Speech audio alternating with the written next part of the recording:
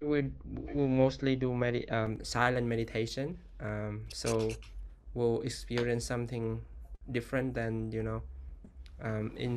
instructed meditation. So just sit together for 15 minutes, observing our breathing, and try to be aware of internal and external conditions that we are in right now. Whenever the mind is trying to wander off, just bring it back with our breathing and be gentle with it. Be gentle with your meditation and your mind. So we will start with 3 bells and end with 3 bells.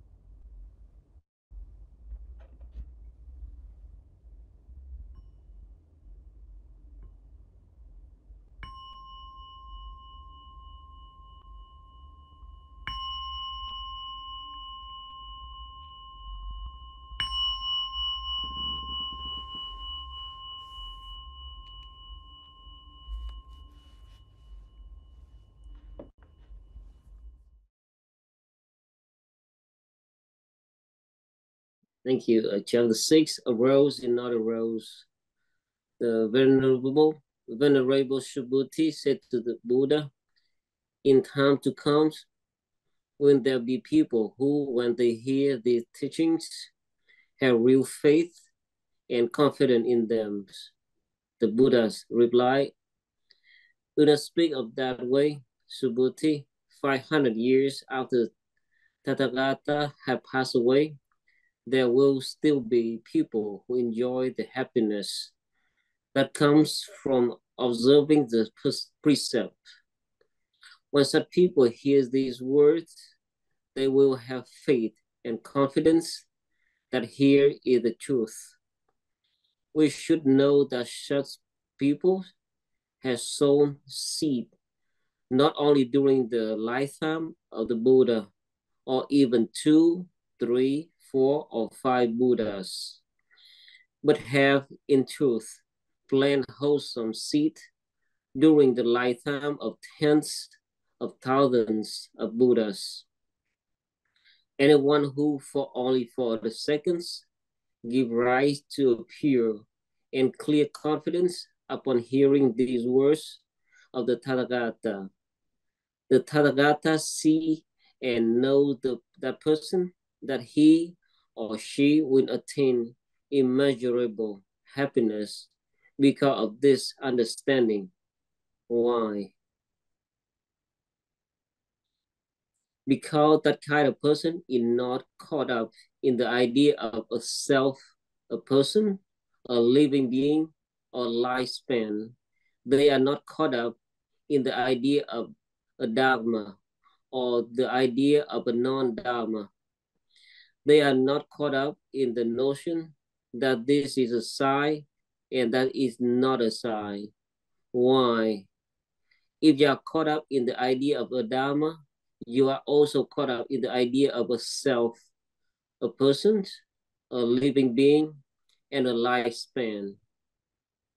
If you are caught up in the idea that there is no dharma, you are still caught up in the idea of a self, a person, a living being, and a lifespan. That is why we should not get caught up in the dharmas or in the idea that dharmas do not exist. This is the hidden meaning when the Tathagata says, Bhikshu, you should know that all the teaching I give to you are a wrath. All teaching must be abandoned, not to mention the non-teachings. Thank you. Right, so last week we um we learned that how to let the Buddha see us, right? For those were not here, so the Buddha see and knows us. That is very important because we can hide our suffering, but we cannot hide from the Buddha, right? So whenever we have real confidence in the teaching of this sutra,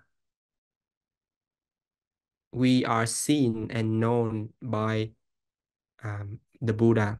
And through that seeing and knowing, we then in turns see and know other people like the Buddha sees and knows them, right? So through the real confidence here is that we learn from this sutra and then we put it in practice. That is how we see and know like the Buddha, right? So an easy example that we can use is that if you see someone if you work with or you stay with or you interact with someone you think that is annoying, then how do you see that person like a Buddha sees and knows? Because first of all, you have to let the Buddha in, you know, let the Buddha in through your practice. And then, through that practice, you see that annoying person differently. Uh, so perhaps nothing, not everything is wrong with that person, right? He or she is still loved and cared for by someone, and he or she is loving and caring for someone else, Um, so that is how we see and knows that person like the Buddha. They are not entirely annoying, right? If that person is really, bad and seems not to care for anything or anyone, maybe it's not because of him or her, it is because of ignorance, right? So I remember one quote from our Zen teacher Thich Tam Tien. He said, "Our enemies are not human. Our enemies are is ignorance." Right. So during his time advocating for peace in Vietnam, he saw two sides, fighting each other, and the one side, saw the other side as enemy, but he said, enemies is not is are not human. Enemy is just ignorance, right? So maybe that person is not totally bad. It is because of their ignorance. So um so if we can see that, then we transcend their behaviors, their appearance, and we can see something else. So in that maybe you have heard of this, hurt people, right? So people who are suffering usually bring that suffering to spread to other people. Happy people never do that, right? Only hurt people hurt other people because they think that maybe they spread that suffering out, they can reduce their suffering, right? But it's not true. They just spread it more and more. Um, and that is sometimes something that happened to many family, which is called generational suffering. Your grandparents suffered, now your parents suffered, and now you suffer. But luckily, you have known the teaching, you have your spiritual practice, then maybe that generational suffering ends with you. There is no more suffering passing down to your next generation. So um, in order to, in order to be able to see people like that, first, you have to have real confidence in your practice. You have to believe that if I practice, then I will be transformed through the power of this practice. If you don't believe in your practice, then there's no way that you can let the Buddha sees and knows you. So to be seen and known by the Buddha has great benefits for yourself and for people around you, right? So once again, in order for the Buddha to see and know you, you have to be vulnerable, to remove the shield that you keep up to protect yourself from maybe the hurting. Um, and after the Buddha sees and knows you, in turn you will see and know yourself better. You will see and know people better, like the Buddha sees and knows. So let me ask you, how are you seeing yourself right now? And how are you seeing people? Do you see yourself like the Buddha sees you? Or you see yourself with the grip of ego, which is always want to be better, you know. And in Western society, being better is advocated strongly, like, you know, self-improvement. That is something that you may have heard. There's nothing wrong with that, but sometimes that is not self-improvement, that is ego improvement. And the ego becomes so big that you become become very selfish. And that is not the self-improvement that you intended to improve, right? So in order to see you with a more, flexible and more compassionate eye, maybe let that ego, go, let the grip of the ego loosen that grip. Then maybe you can see yourself better.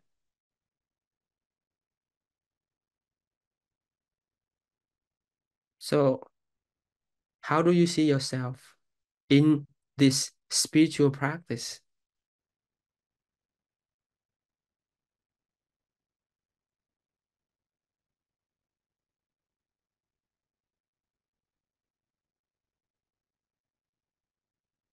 Because meditation is a way of seeing ourselves, right? Because we close our eyes, we don't see the world anymore. We see our inner self, which sometimes is not very clear, but it is a way that we are trying to see ourselves better, right?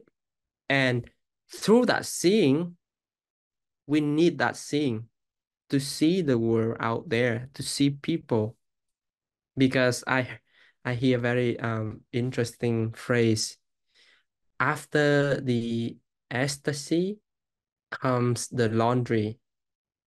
So after you have that powerful uh experience of meditation, then you still have to engage in your daily life, in our daily life. We don't just sit there and meditate whole day, right? So after that powerful experience, you still have to do laundry, still have to cook dinner, you have to mow the lawn or whatever you have to do. Um, so the two, let the Buddha see you and you see other people like the Buddha see, has to go hand in hand because it's equally important.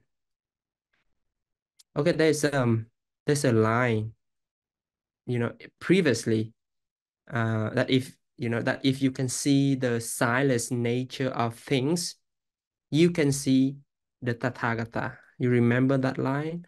If you can see the silent nature of things, you can see the Tathagata.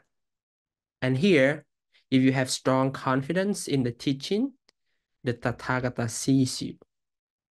So you see the Tathagata, and the Tathagata see you. You know, it's like you and him are seeing each other right now, knowing each other. If you see the silent nature of things, you can see him in there. And if you have strong confidence in the teaching, he can see you. You see the connection there? What is the teaching here? The teaching here teaches us about the silent nature of things, the interconnected nature of things, right? So then there's there's a mutual seeing between you and the Tathagata. So it is like now you have your, soulmate.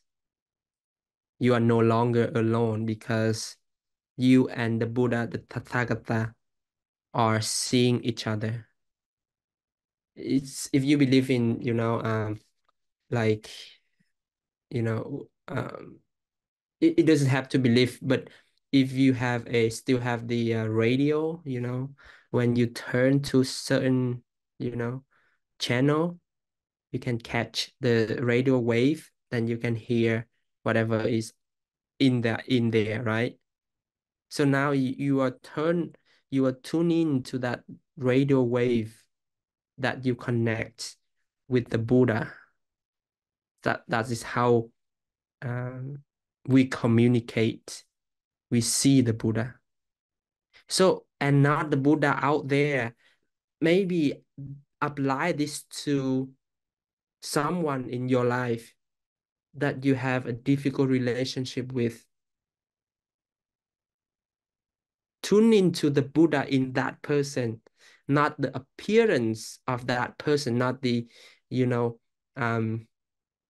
the behaviors of that person, but turn that your radio signal to meet the radio signal of that person. If you can see that the Buddha nature in that person, I don't believe that you will be suffered by their behaviors anymore, by the you know, um because now you have taken back the control in your hand. Because before, if they want you happy, they will say something nice to you. If they want you to be mad, they will say something ugly to you, right?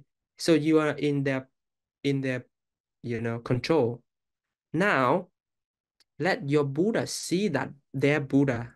If you can see them with your compassionate eye, that is the eye of the Buddha, then whatever they say or they do to you, you overcome that. You're not their victim anymore. That is how you and their Buddha connect, sees each other. And you have so many opportunity to see Buddhas, to see their Buddha.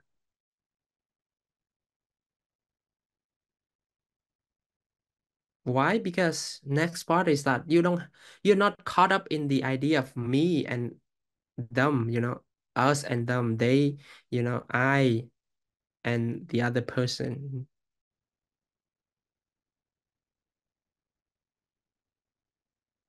Like you're not caught up in the idea of a Dharma and a non-Dharma. Because caught up in either of those is still attachment. If you think that, oh, I can see them with my Buddha eyes, but I don't think they know that I'm seeing them with my Buddha eye. That's wrong. It doesn't matter whether what they see you. It is how you see them and not reacting to the way that they usually react. For example, if you say, I today if I go to work, I have one good intention that whatever people say, it will not affect me, right?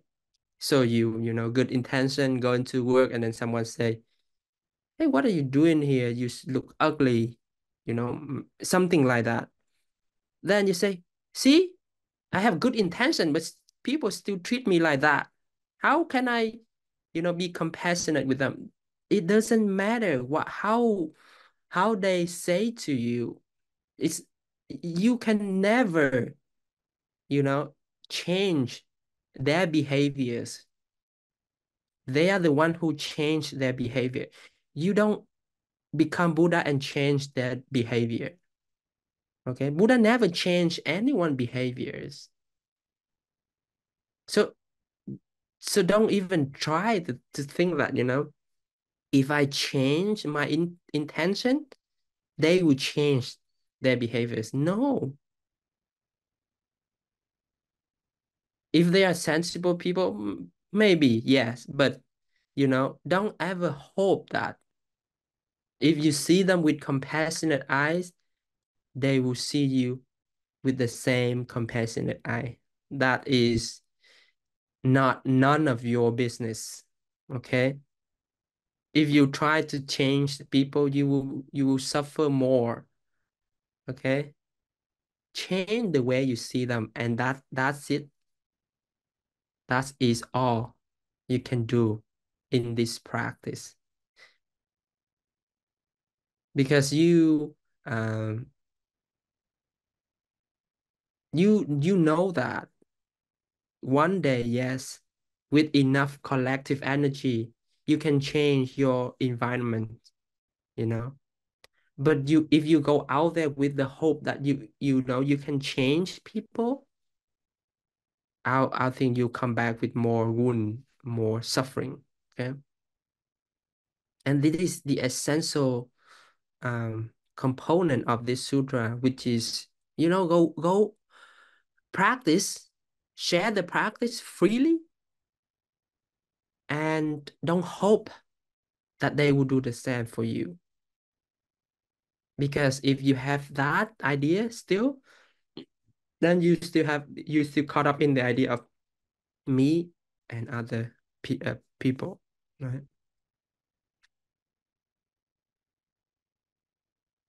So even when you see people with compassionate eye, don't don't even think that, oh, I'm seeing them with my compassionate eye. That is just another idea to be caught up into. Remember the example of two hands. One hand is hurt, the other one just, hold that hand, right? And you do something to kind of relieve the pain in the other hand. You've never thought, oh, you know, because you're hurting, I'm helping. No. Do you do that when you help one hand, help another? I don't think so, right? So similarly, apply that to people as well. So that is the way you free from expectation, free from attachment. Of course, when you help someone, maybe you wouldn't need them to return the favor, but you wouldn't, maybe you would want them deep down, to be grateful for your help, right? But if they don't, then you would kind of hurt a little bit, right? But now the sutra offer a better way, help them as see them as the way, you help your left hand or right hand, which is hurting, right?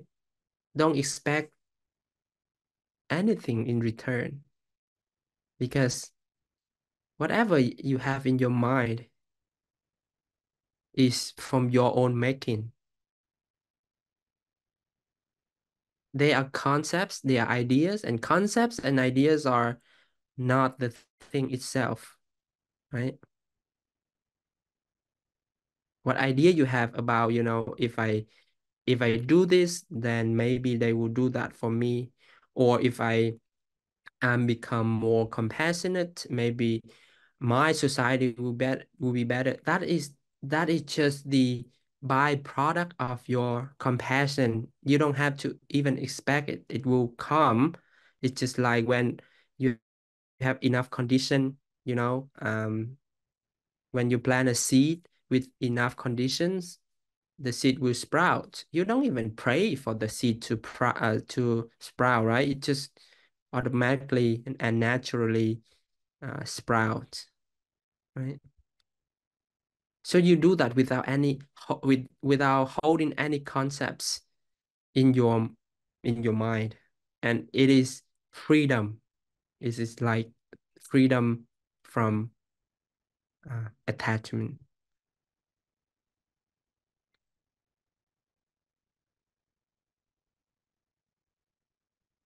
Easy said than done, right?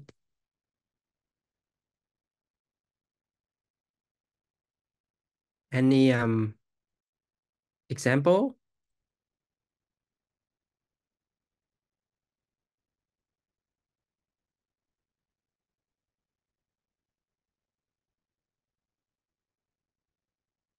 I think that is how bodhisattvas are helping the world freely. David? Thank you, Ty. Yeah, the one thing that comes to my mind is we were talking about consumption previously and how we always living in a world of consumption. And as we're thinking about ego, what came to my mind was that the ego feeds off of consumption. And so my question then would be, would the Buddha ever consume anything. And when I say consume, I also referring to not just the physical world, but also of all the senses as well, the five aggregates, right? Um, so if you are having a mindset of non-consumption, to me that would be more similar to the like more of a meditative state of mind. I'm just trying to draw a parallel there. Does that make any sense? I need more. I think I need more clarification on that. Maybe people can help me. I don't Yes. understand either. Yeah. So like when you're consuming things, so we were talking earlier, you were talking about clinging to words, ideas, concepts, being a better person, clinging to the Dharma or clinging to non-Dharma. And when I think of the learning the Dharma and being and clinging to it, I feel like you're consuming the Dharma, right? It's going into your mind, right? So when when I meditate, what I'm seeing a lot of times is when I'm drawn to specific mind states, thinking about a specific thing or thinking about another thing, or thinking about different emotions or feelings, my mind is clinging to those things. And when I bring myself back to that, not clinging to it, I feel that I'm not consuming those ideas, those feelings. Uh, I'm more detached from them, right? And so that's what I'm thinking in terms of consumption. I think of consumption as the taking in of all of the sensory information that's around us. And then the mind can look at that sensory information in a variety of different ways, right? And different emotions can come up from that. When you stop consuming those perceptions, you're no longer necessarily attached to them. And so the thought that was occurring to me as we were talking about ego was that it seems like that's what the ego likes to do. It likes to consume, it likes to cling to the the perceptions that we have, as well as the mental formations associated with those perceptions that we have kind of created in our own minds. I was gonna go and say, David, when you were speaking of it, I went from like, are you referring to when our minds go from the ego to the alter ego? Or is that like totally off? I think it would be more of like ego versus just non-ego. Right. Yeah, that too. So what was the question again? It wasn't as much of a question as it was just more of a observation, and kind of bringing together a bunch of different ideas. The question would have been, so for the Buddha, for example, when the Buddha goes about his daily life, when he's doing the laundry, for example, I would imagine that he would not be consuming the the consuming everything that's around him and clinging to it, right? So even when he's doing the laundry, he is still very, I would imagine he's still very centered, right? And not attaching himself to any of the mental formations or any of the perceptions that he's having. I don't know though. That was the main question. I was trying, because as we were trying to think about, trying to connect to the Tathagata, what would the Tathagata, how he would see you, for example, and building that connection. And that's where I was going with this.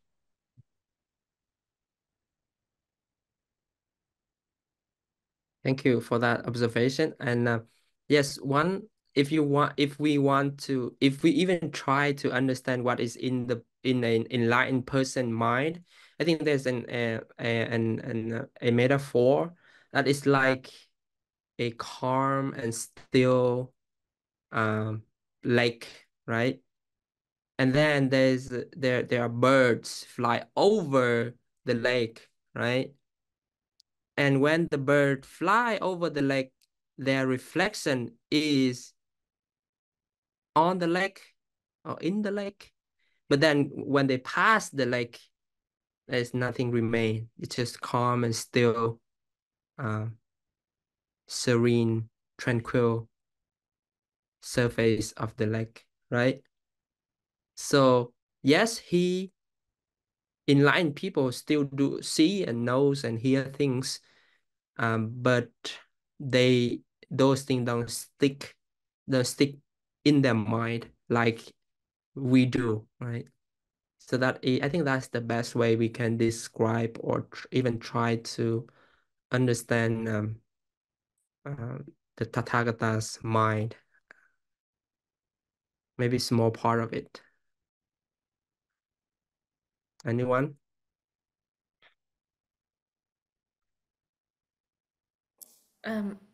Dear Thầy, I feel like what you said is right. It's easy said than done because I feel like we live with all these concepts. And it's just very natural that when we see things, we already have concept about it. So my question is how we deal with this, because if I see an object or see a person, immediately in my mind already have a concept about that thing, that object I'm seeing. So now how we gonna practice this type of practice, one or two, anything without attachment to any kind of concept in general?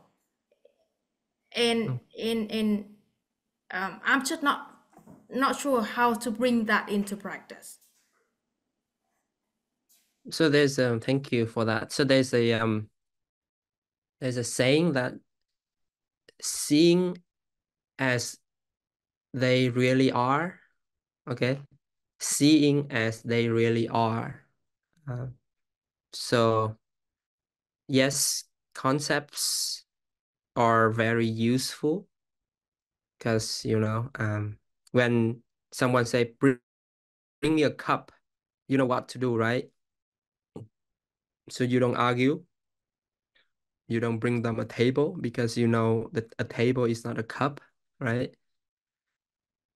But then go a little bit deeper. The way that we put this one into practice is that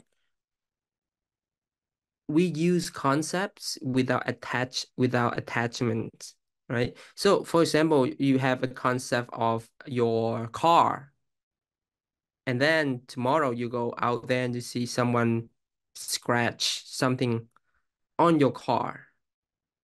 Will you be mad? Yes. Yes. Normally, if you're a normal human being, you would be mad.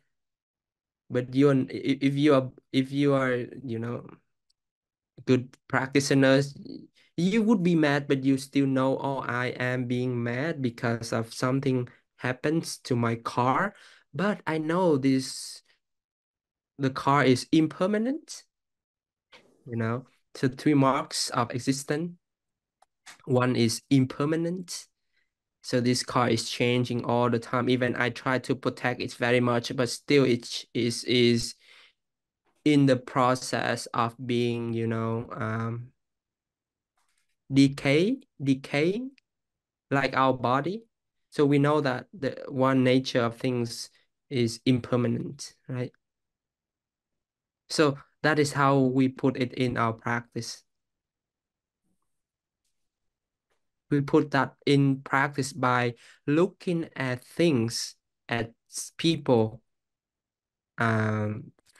with the mark of existence, which is one is impermanent, the second is non-self, and the third one is suffering or dissatisfactoriness, like never satisfied. So there's those three marks are how we see things as they really are. And when they are happening, we're not suffering because of that, because we already seen them that. Trung? Thank you. Yes, I just want to share a little bit, but about question two, how to practice those. Yes, I think we we born one sin with child, and then I've been kind of react to those kind of the way people treating me or the thing happened to me around me. But by learning Buddhism, so I think I still have it, but I see it getting shorter and shorter. So like somebody talk bad to me, and then I can be have emotion for like a week or two, maybe longer. But now it's like it vibrate a tiny little bit and it's go away real quick when I see the thing as like you said, like as it is. Everybody have Buddha inside, and things always changing. So it actually changed the way, but it does take time for me to to see the duration. Let's say the duration of emotions goes away, but it take time. But it take time to see it. It's not we not react to things around us. Proactive. It's just a little bit of my experience. Anything it's one way getting better. I'm not gonna be like, okay, I'm totally not gonna be reflect, but it takes time for me, but it's getting a lot better. It's shorter. Thank And you.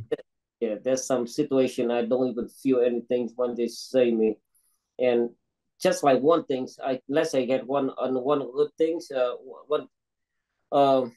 one of my trainers, he, I basically, I would expect you to help me out with this type of problem, but he not. So I always can find my way to do it without help. But I was thinking it's probably I don't have owned him nothing in the previous life, so he don't have to show me anything, so I can learn myself.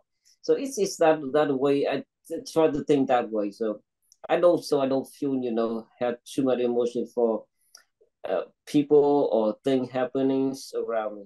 Okay, that's too long. Thank you. Thank you. And Thank you, Ty. I just wanted to bring up this old anecdote or story or saying, I guess, that before you start Zen, like mountains are mountains and rivers are rivers. And then you start Zen and mountains are not mountains and rivers are not rivers. And then after you reach awakening, mountains are mountains again and rivers are rivers. And I think that whole idea is that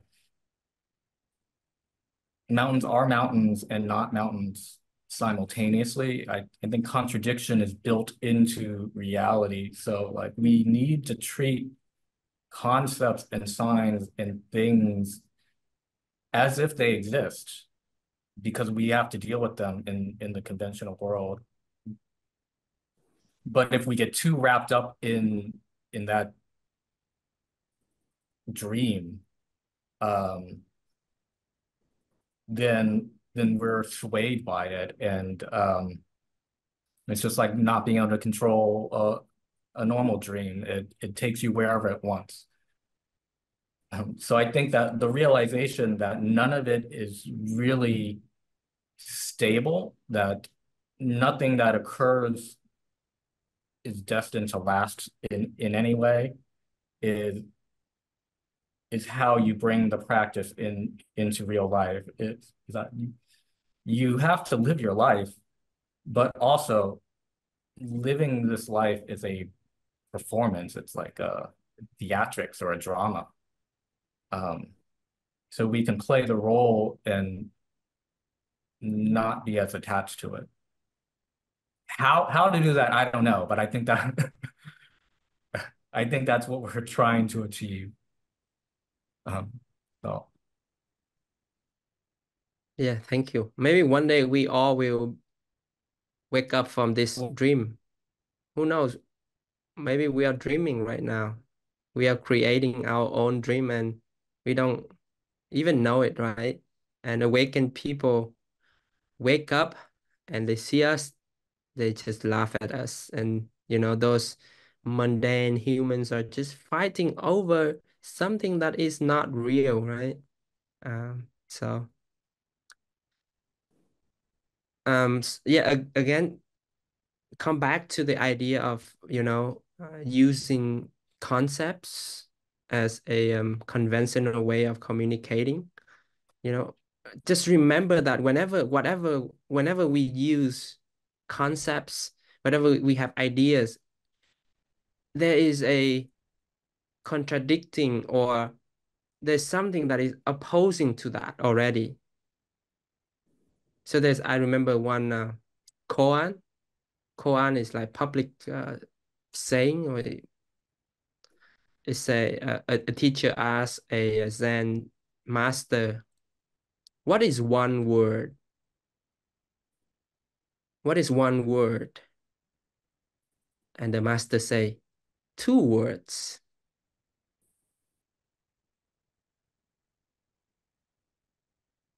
Anybody wanna have a crack at it?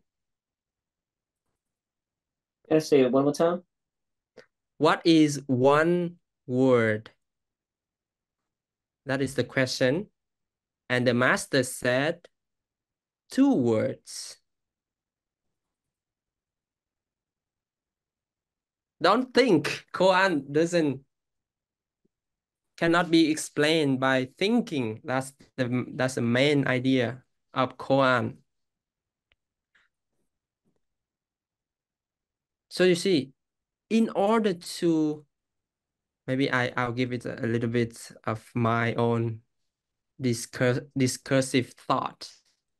So one word, you have number one. What is one word? You need two to have one, right? So without two, then there's no one. So you can do this, like what is left? Then you say right. Without right, then there's no left, right? Mm. So whenever you use concepts, whenever you have ideas, just expect that there is something that is opposing. So don't even try to prove your point, because there's always something that is contradicting to your point. And if you're free of that, then you're free to use concepts. But like we all say, we still have to live our life, right?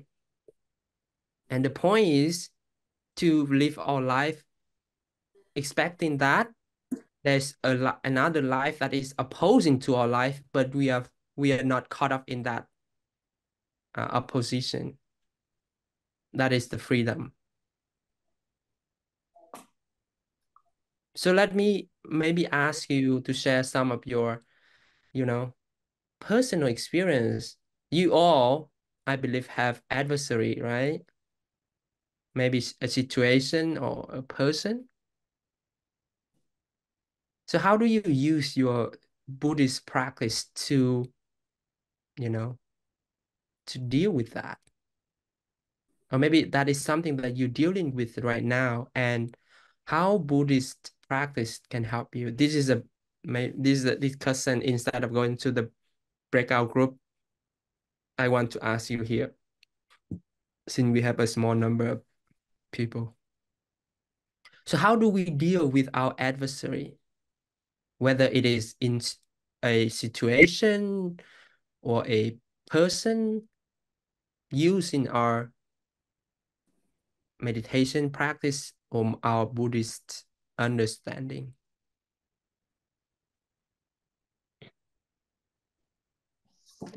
David?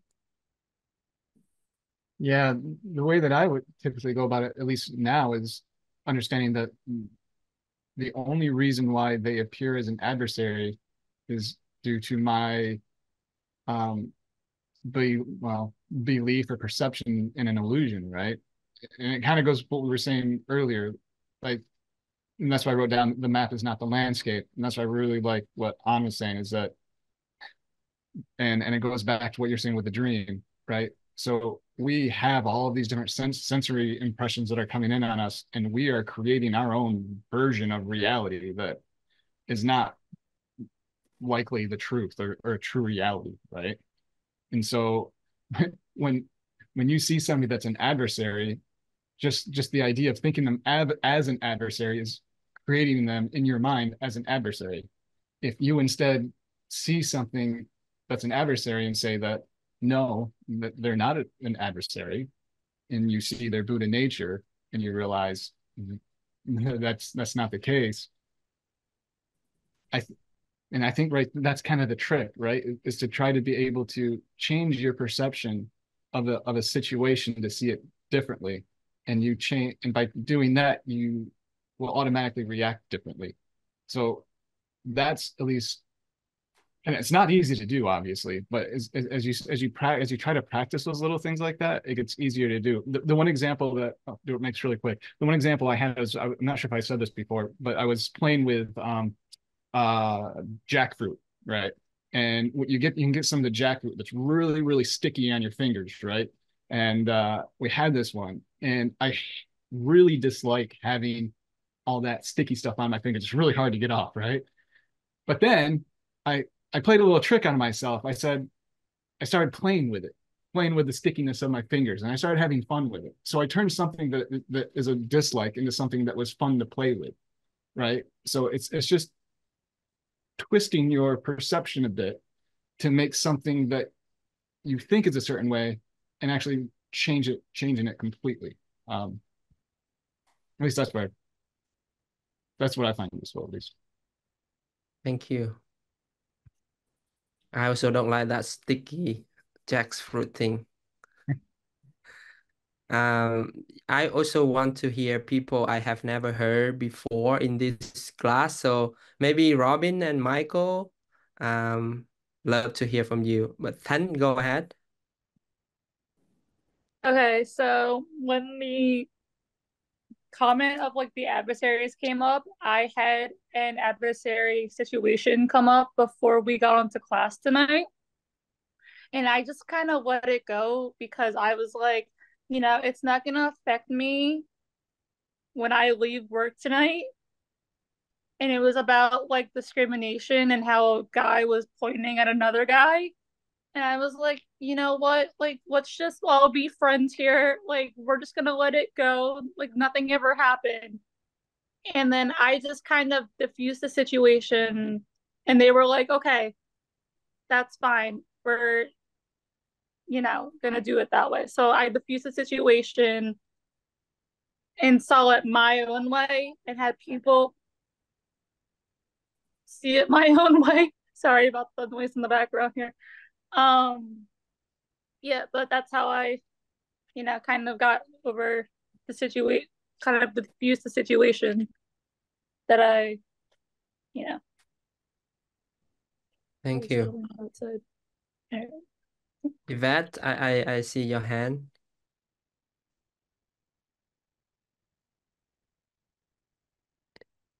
Okay, do you hear me? And you Yeah. see me, right? So, according to my practice, I would like to share with the team, since now we have a smaller group. Every Sunday, I try my best to be at the temple. And I'm trying just like, okay, I'm here for the whole day, basically the whole Sunday. What did I really bring home? So even just one message that I bring home, then I say, okay, that's good. Then Monday is the beginning of the real life, basically. And we here all have to deal with whatever is the reality. I would call it a reality. And how do we apply the teaching with the reality? So I visualize myself as a person who are in the river swimming, either upstream, with the current or against the current, for example. One thing that I found actually this week and last week, just recently, is setting the expectation for myself.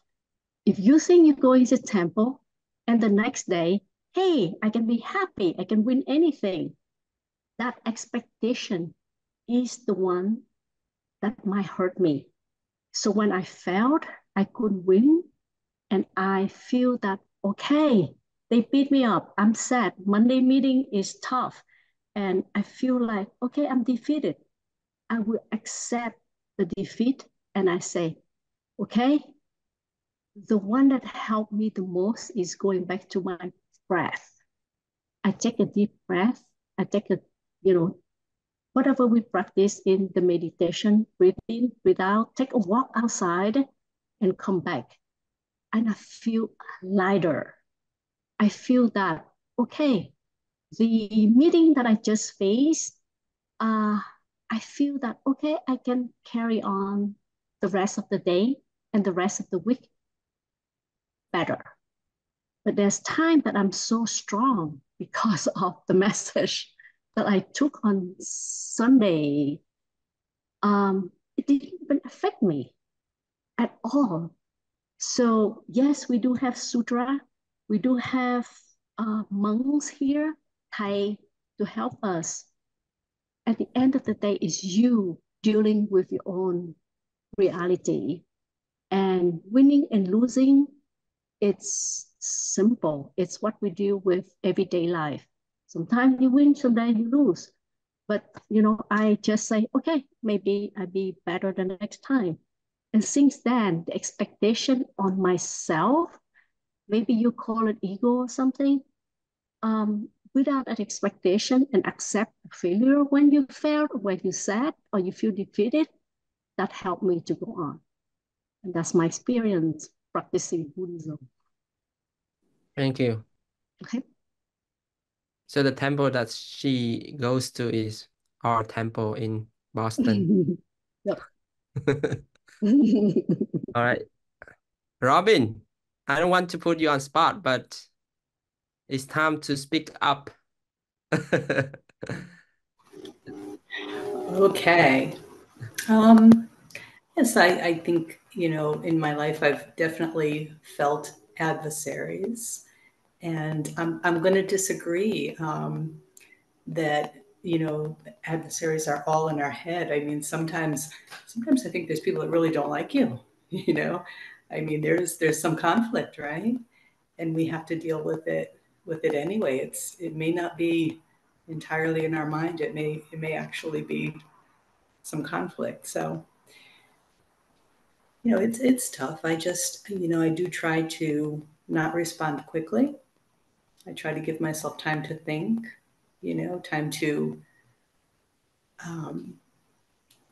time to think of it as a student of the Buddha. I became a student of the Buddha about 10 years ago. So this is still fairly new to me. And I just try to give myself time to think of, how I can respond, not quickly, not loud, just taking my time. Thank you. Yes, I agree with you that, not every adversary is in our head. There are real adversary out there.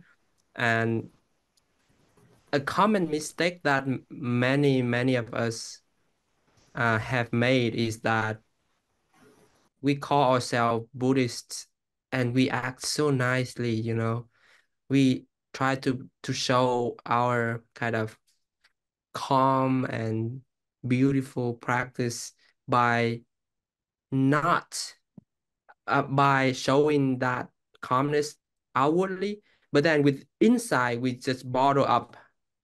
We try to suppress that anger.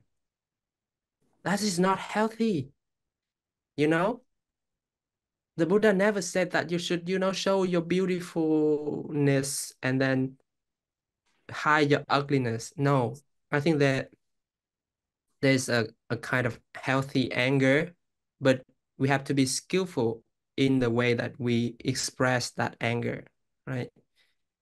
I think Michael can have something to share with us. This. I was just about to volunteer him time. Yeah. Yeah, no, I have an example, a recent example. It feels silly and it does feel like a bit ugly. When you sent out the email about changing class, I had this immediate reaction about like, like how could you change it? It's last minute. It's without asking, there's no pull. And I actually got to a place of like maybe I should just stop coming, and it was very selfish. It was like just a very selfish and immediate reaction, and I sat with it for a minute, and then I realized that the later time actually works way better for me. It's like clearly a better time. Um, and then I sat with it a bit more and realized that this class is an incredible privilege, and I don't have a right to it being at any time, and it's very meaningful to me. And where I've landed is like I will I'll do anything I can to accommodate a time change and be present here. Um, and so for a moment, it was like uh, you were my adversary, right? Like you offended my sense of dignity or something, and where I landed was very much myself, my ego is my adversary. Like I um angry about a time change that was actually good for me. And yeah, that's yeah, kind of ugly and kind of embarrassing, but yeah, that happened to me this week, and so I'll be honest about that. No, thank you for sharing and for your understanding. If I may, can we go a little bit deeper into that? So whatever thing that affects me, and whenever there's an emotion that comes up, I would ask myself, oh, where does that come from? Maybe that from that thing that person does, but also is there something that I can explore from within myself? So that is something that I am that is also in my practice. But if that's something that is helpful for all of us. And Michael, may I ask if another question would be, where does that come from? Maybe if I don't know if that makes sense. Yeah, I'm very much aware that I am a work in progress, and I really do try to check myself. But I was just aware of like that's where I started. That was my immediate reaction, and I really took note of that as that was not good for me. That's really getting in the way. And yeah, I did challenge it, and I do feel like I really came around and came to a really much better place. But yeah, I'm just really working to challenge my sort of initial, just sort of it. Yeah, I feel my ego and sense of self just sometimes really just kind of snap back at situations where yeah. I feel it, I guess, sort of disrespected or something. But I'm working on it and working at being much more aware. Thank you. Beautiful. Nguyên Thiện. Yeah, Jennifer. In my case, that when I went to adversary situation, generally I try to stay calm and try to recite Amitabha in my mind, and I truly believe in the karma. So the situation or the adversary comes, it must be in the previous life or the previous years I did something bad to that particular person. So person come back to me. So I accept it. And then the next thing is to try to leave the area or leave the person quietly, because I don't want to stay there with bad or negative vibes. And then when home, I used to meditate on it, meditate to figure out, getting contemplate on that to see that where it comes from, and sometimes it's not where it comes from. It's just relating to maybe my ego is there as well, and then try to figure out that how to deal with it in more compassionate way. Because a lot of time adversary come, or the person, whatever situation, I cannot just left. Just give example, like my brother who brought me to the meditation retreat first time in 1975. He came here back in 68, so he did a lot of retreat. But recently, for conversation one-on-one, he become just give me the wrong view. Yeah, he said, why you practice? Buddha's the only one Buddha. Amitabha Buddha, Buddhist Buddha, they all make up by the Chinese people. I mean, it's just like, I said, what are you saying? I said, be careful. I said, oh yeah, you need to read further. So now all the Bodhisattvas are all made up. So why you bow to them or pray? Certainly does. So I just, immediately in my mind, I just say Amitabha Buddha and then stay calm and quiet, let him continue. And he finished, and I say, well, my visit got short, so long, good night, goodbye.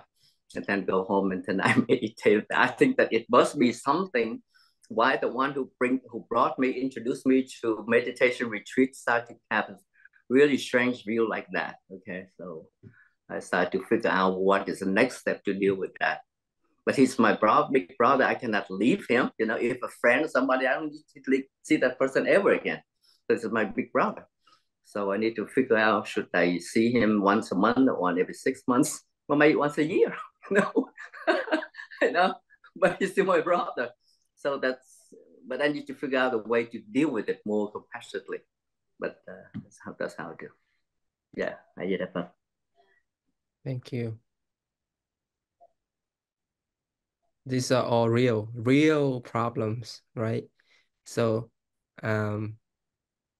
always remember, to ground ourselves in our life, because from the sutra points of view, our problem seems small, but when we are in the problem, it is something big, right? And it is something we have to personally deal with. So sometimes we have to zoom out, but also zoom in, right? After the ecstasy come the laundry. Is like that, you do the practice and then use the practice for your personal transformation, right? Deal with your real, so-called real situation. Yeah, Trung? Yeah, just one real quick. The one thing about adversary, I think, is I find this interesting. When it comes to it, I know it. Whatever I feel right now, it could be very different by tomorrow or later on. So, I learned that way. So it don't really get into adversaries. And just like Nguyen Thiện said, it's a karma. Understand that, so it's make it even better. But it's the emotion, everything is always changing. It's amazing how it changed from the day I look today and tomorrow or next week's. That's about it. Thank you. And also remember, when we're dealing with something that is difficult, don't just try to cover up our negative emotion, don't react out of that emotion immediately, but also don't cover up, don't hide it, right? So there's a balance between how we express, how we let that emotion to be transformed in a healthy way, not just bottle it up or not react, respond, right? React out of that negative emotion like anger, it would not be healthy either. So David has a question: if karma is our habitual energy and all things are transitory, so is our karma. Yes, some in the traditional way of believing in karma was something in the past as well. Something is we are creating right now. Something that we did in the past cannot be changed, right? It will manifest if we give it enough conditions. But the thing that we're doing right now, we are making the karma, right? So something that is in the past, you know, some people just accept it. Like today, I have to deal with this person because of my past karma. That's a way for certain people to deal with life. You know, I don't want to encourage everybody to deal with life in that way, because you know you have your personal context and belief and all kinds of stuff, right? So choose whatever way that is suitable for you. There's no one size fit all for, you know, suffering, right? When dealing with suffering. All right, so thank you everyone for this beautiful and transformative discussions. I really enjoyed, and I love to have more of this kind of discussion in our class in the future, because you know, it is a way for me to understand you more, and for me, for all of us to learn from you more. Okay, so don't hide your wisdom, don't hide your insights, share it so that it can benefit many people, like the sands in the Ganges River. The four great bells. Sentient beings are Sentient beings are numberless. I vow to save them. Desires are inexhaustible. I vow to put an end to them. The dharmas are boundless. I vow to master them. The Buddha way is unattainable. I vow to attain it. Thank you. And last message, be whatever you want, but remember to be kind. All right, thank you everybody. Thank you. Thank you, thầy. Thank you, Thầy. Thank you, everyone. Thank you, Thank you, Thầy. thầy. Bye. Have a good night, everyone. Good night. Thank you all. Have a good week.